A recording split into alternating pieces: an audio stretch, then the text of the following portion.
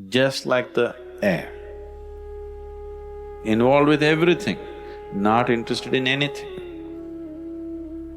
If you become like that, absolutely involved, but not interested in anything, this is called vairagya. The word vairag literally means… vai means without or beyond, rag means color, beyond color. It's another way of expressing beyond sound. You know, the rivers on this planet, in most cultures, rivers have always been named after the color. Blue Nile, the Red River, the Yellow River. You heard this? If you've been to Egypt, you know, no ink flowing in that river, just water. Water is colorless. Whatever the color of the terrain, that becomes the color of the river because the water is colorless. If water itself takes on color, then it's not good water, isn't it?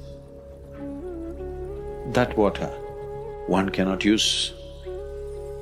So if you become like this, transparent, if you stand in the forest, you turn green. If you stand there at the sunrise, you turn red. If you stand among flowers, you turn whatever color it is. Not because you're changing colors, not because you've become a chameleon, because you have become transparent. So one who is transparent can enjoy every color in the existence, but still doesn't change color. So that's called a vairagi or a bhairagi.